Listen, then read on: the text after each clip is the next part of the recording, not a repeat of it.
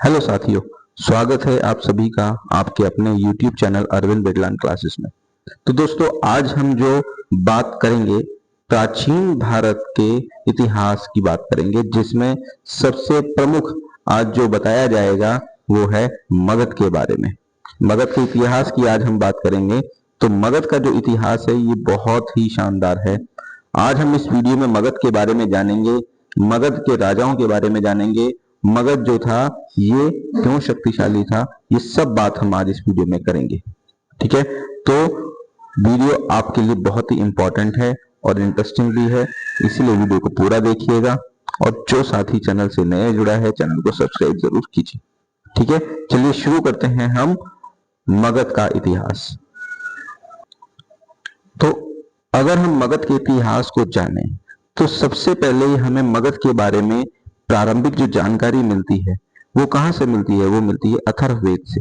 ठीक है, अथर्ववेद से हमें मगध के बारे में जानकारी मिलती है और साथ ही साथ हमें यह भी पता लगता है कि प्राचीन भारत में ये एक शक्तिशाली महाजनपद हुआ करता था।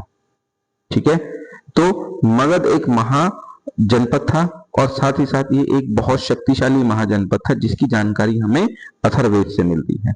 अगर हम भारत के नक्शे में इसकी बात करें तो देखिए, भारत के वर्तमान समय में यहाँ पर अगर हम बात करते हैं तो ये वाला जो स्टेट है, ये जो राज्य है, ये वर्तमान समय में बिहार है।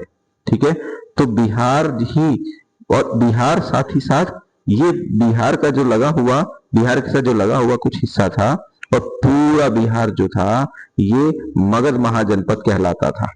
ठीक है, तो बिहार जो है ये प्राचीन समय में मगध महाजनपद कहलाता था। ठीक, तो इस तरीके से हम मगध की लोकेशन को समझ सकते हैं कि भारत में मगध जो था वो कहां स्थित था। ठीक है, अगर हम बात करते हैं मगध के प्रमुख राजवंशों की, ठीक है, तो यहां देखिए, अगर हम राजवंशों की बात करते हैं तो यहाँ कुछ पिक्चर है। सबसे पहले मैं इसके बारे में बताना चाहूंगा आप बच्चों को कि ये जो पिक्चर है ये प्राचीन मगध जो महाजनपद था, ये उसके अवशेषों की है, जिनकी जानकारी के माध्यम से हमें मगध के बारे में वर्तमान समय में पता लगता है। साथ ही साथ कौन कौन से प्रमुख राजवंश आए तो हम जानेंगे। जैसे सबसे पहले अगर हम बात करते हैं, सबसे पहले मगध पर जो राज करने वाला वंश था वो था हर्यक वंश। हर्यक वंश में सबसे पहले जो राजा था जिसने हर्यक वंश की स्थापना की वो था हर्यक वंश का संस्थापक बिंबिसार। बिंबिसार एक प्रमुख राजा था और साथ ही साथ बिंबिसार जो था ये बौद्ध धर्म को मानने वाला शासक था। ठीक है, तो बिंबिसार जो था ये हर्यक वंश का प्रथम राजा था जिसने हर्यक वंश की स्थापना की मगध में, और ये बौद्ध धर्म को मानने वाला था। बिंबिसार की डेथ जो है उसी के ही बेटे अजातशत्रु के हाथों हो गई। अजातशत्रु ने मतलब अगर हम बात करें, अजातशत्रु ने जो था इसने अपने पिता बिंबिसार की हत्या की और खुद राजगद्दी पर बैठ गया। ठीक, अपने पिता की हत्या करने के बाद ये राजगद्दी पर बैठ गया और इसका जो टाइम पीरियड था वो साल 493 ईसा पूर्व से 461 ईसा पूर्व का रहा। बिंबिसार की माता की अगर हम बात करें तो इसकी माता चेन्ना और इसकी पत्नी वजीरा थी। तो सबसे प्रमुख जो घटना बिंबिसार के समय में घटी वो थी पहली बौद्ध संगति जो राजगृह में होती है। इस पहली बौद्ध संगति जो राजगृह में हुई वो अजातशत्रु के समय में हुई थी, जिसमें इस बौद्ध संगति में बुद्ध की शिक्षाओं को, गौतम बुद्ध की शिक्षाओं का विभाजन किया गया। परंतु जिस तरीके से अजातशत्रु ने अपने पिता बिंबिसार की हत्या की थी, उसी तरीके से अजातशत्रु के बेटे उदयन ने भी अपने पिता की हत्या करके, अजातशत्रु यानी उदयन का पिता, उसकी हत्या करके राजगद्दी को हथिया लिया। क्योंकि उदयन जो था ये जैन धर्म का समर्थक था। ठीक है, और इसने अपनी राजधानी को राजगृह से हटाकर पाटलिपुत्र कर लिया। ठीक है, यानी हम कह सकते हैं कि उदयन वो राजा था जिसने पाटलिपुत्र की स्थापना भी की थी। पाटलिपुत्र की इसने क्या की थी? स्थापना की थी, स्थापना की थी। ठीक है, तो पाटलिपुत्र का संस्थापक उदयन था जिसने बाद में अपनी राजधानी को राजगृह से हटा के कहां कर लिया? पाटलिपुत्र कर लिया। ठीक है, आगे अगर हम बात करते हैं तो जो हर्यक वंश था, हर्यक वंश का जो आखिरी राजा था उसका नाम था नागदशक। नागदशक ये लास्ट रूलर था हर्यक वंश का, जिसको शिशुनाग वंश के राजा ने मारकर हराकर गद्दी पर शिशुनाग वंश की स्थापना की। ठीक है, तो शिशुनाग वंश का जो संस्थापक था वो था शिशुनाग, जिसने नाग दशक को मारकर शिशुनाग वंश की स्थापना जो है मगध में की। अंतिम हर्यक शासक नाग दशक को हटाकर सत्ता प्राप्त करने वाला शिशुनाग राजा था, और शिशुनाग ने अपनी राजधानी जो है वो वैशाली में स्थापित की। ठीक है, इस राजवंश का सबसे प्रमुख राजा जो था वो था काला अशोक। काला अशोक जो था इसका सबसे प्रमुख राजा था, जिसको इतिहास में काकवर्ण के नाम से जाना जाता है। और काला अशोक ने अपनी राजधानी फिर से पाटलिपुत्र को बनाई। काला अशोक के समय में एक सबसे प्रमुख घटना घटी थी, जिसमें था कि सेकंड बुद्धिस्ट काउंसिल यानी दूसरी बौद्ध संगति जो वैशाली में हुई थी, ये सबसे बड़ी घटना थी।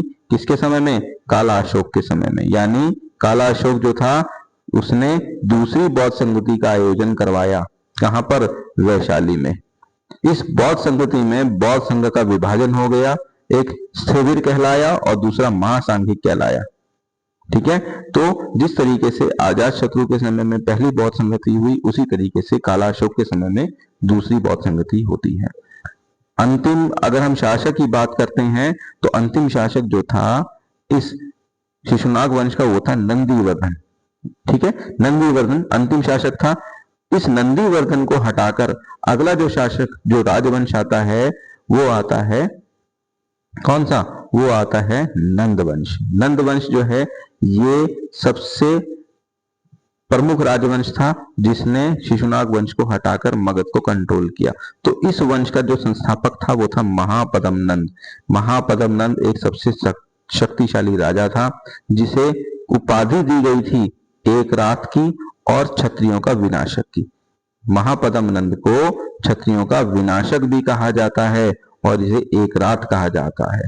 तो नंद वंश में जो सबसे प्रमुख महत्व जो होता है वो होता है कि जब नंद वंश सत्ता को हथिया लेता है, मगध पर शासन कर लेता है, तो ये अपने पराक्रम का विस्तार करता है, अपनी विशाल सेना को बनाता है और लगभग भारत पर इसका पूरे राजवंश का 100 सालों तक कब्जा रहता है। ठीक है, तो महापद्म नंद जो था ये एक ताकतवर राजा था। तो इतिहास में इसके प्रमुख राजवंश जो ये राजवंश था नंद वंश, इसके प्रमुख राजाओं का नाम भी दिया गया है। तो यहाँ पर जैसे पांडुक है, पांडुगति है, भूतपाल है, राष्ट्रपाल है, गोविषणक है या दस सिद्धक है, केकवर्त है, तो जितने भी थे ये सभी नंद वंश के प्रमुख राजा थे। और नंद वंश का जो अंतिम राजा था बच्चों वो था धनानंद। धनानंद ये जो था ये नंद वंश का आखिरी शासक था। इस नंद वंश के आखिरी शासक धनानंद के समय में एक सबसे महत्वपूर्ण घटना घटती है कि ये अपने ही दरबार के एक व्यक्ति चाणक्य का अपमान करता है। ये जो आप फोटो देख रहे हैं ये है चाणक्य। कौन है ये? चाणक्य।